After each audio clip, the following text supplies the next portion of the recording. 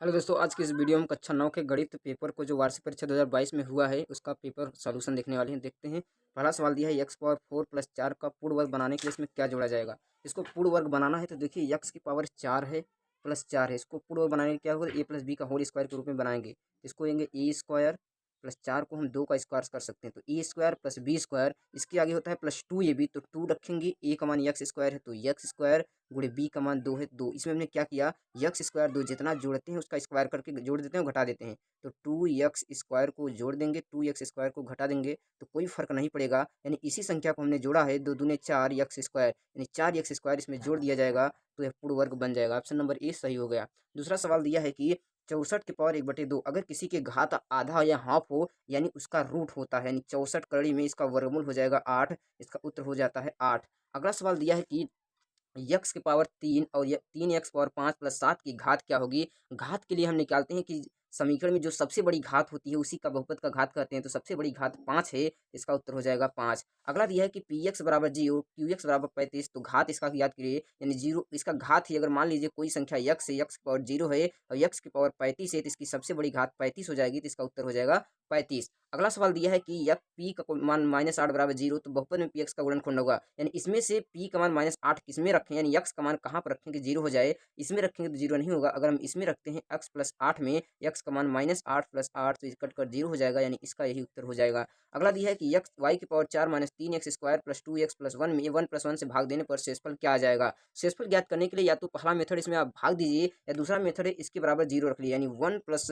1 बराबर 0 रखिए, y बराबर -1 हो गया। फिर इसके बराबर 0 रख के इसमें y का मान रख दीजिए, यहाँ पर रख दीजिए y का मान -1 आया तो यहाँ -1 का होल क्यूब, -3 है तो -3 का स्क्वायर प्लस 2 कोष्टक में -1 प्लस 1 बराबर 0 रख दीजिए।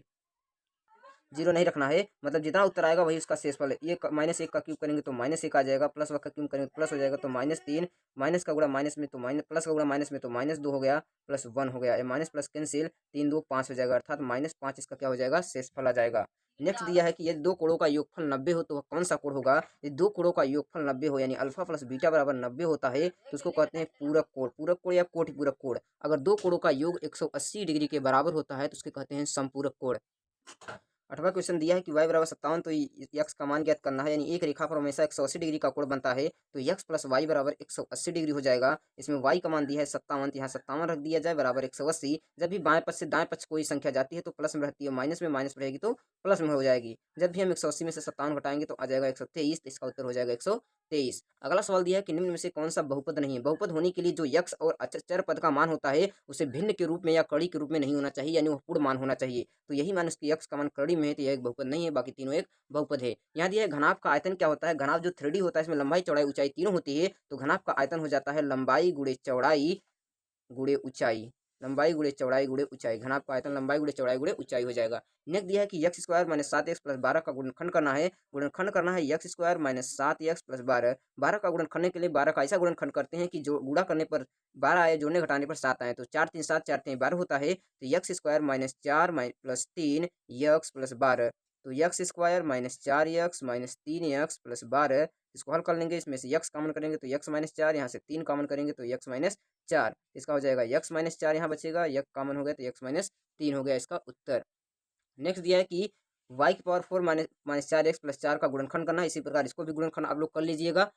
नेक्स्ट दिया है कि 6 और -8 का योगात्मक प्रतिलोम ज्ञात कीजिए। योगात्मक प्रतिलोम का मतलब होता है, प्रतिलोम का मतलब उल्टा होता है योगात्मक, यानी योग माने जोड़, इसका उल्टा पूछे तो इसको घटाना कर देना, यानी प्लस 6 का योगात्मक प्रतिलोम हो जाएगा -6 और -8 का योगात्मक प्रतिलोम हो जाएगा +8। अगर प्लस में है तो माइनस कर दीजिए, माइनस है तो प्लस कर दीजिए। नेक्स्ट दिया है कि 36/100 को दशमलव के रूप में बदलिए, यानी 36/100 को दशमलव में जितना नीचे जीरो होता है ऊपर उतना अंक पर दशमलव लगा देते हैं। 36 को 36 लिखिए, नीचे 2 जीरो है तो एक अंक 2 अंक, यहाँ दशमलव बढ़ा के एक जीरो बढ़ा लीजिए, इसका एक दशमलव रूप हो गया। नेक्स्ट दिया कि त्रिभुज का क्षेत्रफल क्या होता है। तो त्रिभुज का क्षेत्रफल होता है, त्रिभुज का क्षेत्रफल 1/2 आधार गुणे ऊंचाई होता है। आधार गुणे ऊंचाई होता है, यानी जैसे त्रिभुज हो गया, ये इसका आधार हो गया, इसकी ऊंचाई ये हो गया, यानी इसका आधार इसका ऊंचाई का आधा कर देंगे गुणा करके तो त्रिभुज का क्षेत्रफल निकल आएगा। नेक्स्ट दिया कि त्रिभुज का परिमाप क्या होगा। अगर मान लीजिए इसका ए है, बी है, सी है, 3 भुजा होता है। परिमाप का मतलब होता है सभी भुजाओं का जोड़। जित कोई भी बहुभुज हो, अगर उसका परिमाप ज्ञात करना है तो सभी भुजाओं को जोड़ दीजिए, उसका परिमाप निकल जाएगा। परिमाप हो जाएगा ए प्लस बी प्लस सी, ये इसका परिमाप हो जाएगा।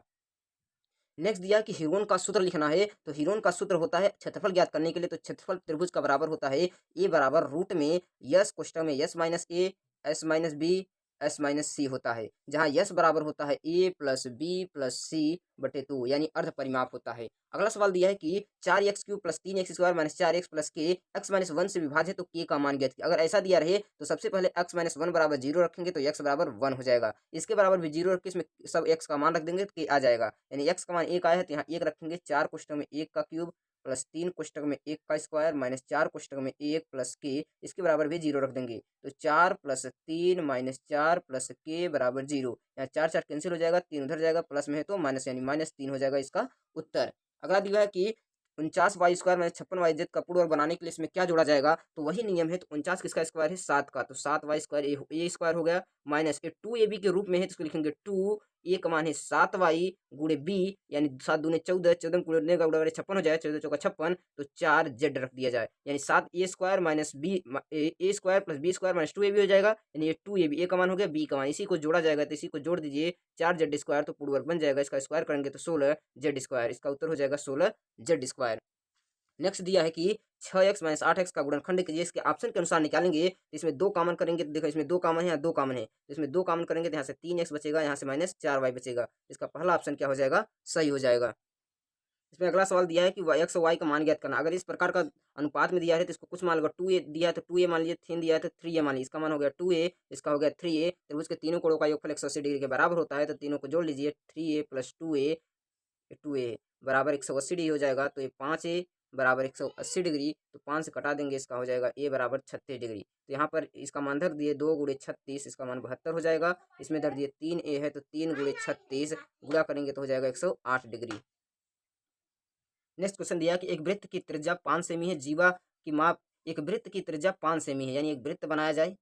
कह रहा है इसकी त्रिज्या 5 सेमी है और एक जीवा है ए बी, मान लिया जीवा ए बी। वृत्त के केंद्र से कोई लंब डाला जाता है। त्रिज्या वृत्त के केंद्र और परिधि के बीच की दूरी को त्रिज्या कहते हैं। त्रिज्या 5 सेमी दिया है और यहाँ से 4 सेमी दिया है, तो पूछ रहा है ए बी का मान। देखो 3 4 5 एक ट्रिपलेट होता है, इसका मान 3 हो जाएगा, 3a तो 3a, 3 जोड़ लेंगे तो 6 हो जाएगा इसकी त्रिज्या, यानी इसका उत्तर ए हो जाएगा। पाइथागोरस नियम लगा लेंगे तो कड़ का स्क्वायर बराबर लंब का स्क्वायर प्लस आधार का स्क्वायर होता है। कड़ हो गया, लंब हो गया, आधार हो गया, कड़ का मान 5 बराबर 4 का स्क्वायर प्लस ये आधार का मान am लिख दिए तो am का स्क्वायर। इसका हल कर लेंगे तो इसका आ जाएगा 3, 3 का 2 गुना 6 हो जाता है। नेक्स्ट क्वेश्चन दिया है कि एक त्रिभुज के आधार 60 मीटर है और समूह भुजा पर शेष डाला गया 40 मीटर है, तो क्षेत्रफल ज्ञात कीजिए। तो त्रिभुज का क्षेत्रफल होता है 1/2 आधार गुणे ऊंचाई, तो रख दीजिए 1/2, इसका आधार दिया है 60, ऊंचाई दिया है 40, तो कटा दीजिए 2 1 का 2, 20 दूने 40, तो 6 दूना 12, 1200 मीटर स्क्वायर इसका आ गया क्षेत्रफल। नेक्स्ट दिया है कि एक क्रिकेट के गेंद का व्यास कितना है, तो वक्रपृष्ठ ज्ञात कीजिए। गेंद ये होता है गोला होता है, व्यास का मतलब त्रिज्या का आधा, त्रिज्या बराबर हो जाएगा 14/2, 2 से कटा देंगे तो इसका त्रिज्या का 7। वक्रपृष्ठ क्या होता है गोले का, वक्रपृष्ठ गोले का होता है 4πr², 4πr², तो इसका मान रख दीजिए 4, पाई का मान 22/7, आर का मान 7 गुणे 7 यानी स्क्वायर है तो 7 7 कट जाएगा। सबका गुणा कर लीजिए 4 गुणे 22 गुणे 7, सबका गुणा कर लेंगे तो उत्तर, इसका गुणा करेंगे तो कितना हो जाएगा, इसका गुणा करने पर 308 आ जाएगा, 308 सेमी स्क्वायर इसका वक्रपृष्ठ हो गया। नेक्स्ट क्वेश्चन दिया है कि एक घन का आयतन ज्ञात कीजिए जिसका विकर्ण 10 कड़ी में 3 सेमी है। तो घन का विकर्ण क्या होता है, तो जो घन का विकर्ण होता है कड़ी में 3 ए होता है, इसका मान है 10 कड़ी में 3, तो यहाँ रख दीजिए 10 कड़ी में 3 बराबर कड़ी में 3 है, कड़ी में 3 3 कैंसिल, तो ए आ गया 10 सेमी। तो आयतन ज्ञात कीजिए, जो घन का आयतन होता है भुजा क्यूब, तो 10 का क्यूब कर दीजिए तो इसका आयतन आ जाएगा, 10 का क्यूब माने 1000 सेमी क्यूब इसका आयतन हो गया। अगला सवाल दिया है कि एक बेलन के आधार का क्षेत्रफल 16 पाई वर्ग सेमी है तथा आयतन 112 घन सेमी है, तो बेलन की ऊंचाई ज्ञात कीजिए। तो सबसे ये दिया है कि बेलन के आधार का क्षेत्रफल ये होता है बेलन, ये हो गया बेलन। कह रहा है आधार का क्षेत्रफल, यानी बेलन का जो आधार है किस आकार का है, वृत्ताकार है, तो वृत्त का क्षेत्रफल πr² होता है, इसलिए बेलन के आधार का क्षेत्रफल इतना दिया है, यानी πr² बराबर 16 पाई हो जाएगा। पाई पाई कैंसिल, तो r² अगर इसे सटेगा जैसे रूट लग जाएगा, ये वर्गमूल है 4 का, 4 सेमी इसका आ गया क्या त्रिज्या। नेक्स्ट दिया है कि बेलन का आयतन इतना है तो ऊंचाई ज्ञात कीजिए। हम जानते हैं कि बेलन का आयतन भी बराबर होता है πr²h। आयतन इसका दिया है 112 पाई, पाई का मान होता है, पाई को पाई रहने दीजिए, आर का यहाँ मान 4 दिया है तो 4 का स्क्वायर गुणे एच, पाई पाई कट जाएगा, 4 चौके 16, तो एच बराबर 112/16। अब 112 में 16 का भाग दे दीजिए, भाग देंगे तो क्या होगा, 16 का 16, 16 7 112, तो 7 बराबर 7 सेमी इसकी क्या आ जाएगी, ऊंचाई आ जाएगी। नेक्स्ट सवाल दिया है कि एक त्रिभुज का क्षेत्रफल निकालिए जिसकी भुजाएं इतना इतना सेमी है। तो आपको निकालना है इसकी क्षेत्रफल निकालने के लिए हम हीरो ने सूत्र लगाएंगे। इसमें यस बराबर होता है A plus B plus C by two. तो इसका क्षेत्रफल हो जाएगा करड़ी में यस कोष्टक में S minus A S minus B S minus C S minus C. इसको आप लोग हल करके कमेंट करके बताएंगे कि आप इसको हल कर पा रहे हैं कि नहीं। नेक्स्ट क्वेश्चन है कि सिद्ध कीजिए कि वृत्त के केंद्र और जीवा के मध्य बिंदु को मिलाने वाली जो रेखा होती है जीवा पर लंब होती है। देखिए इसको एक प्रमेय है, यानी वृत्त से एक प्रमेय है। इसको ज्ञात करने के लिए कैसे ज्ञात करेंगे, तो सबसे पहले एक वृत्त बनाएंगे। हम एक पहले वृत्त बना लेते हैं। ये वृत्त बना लिए।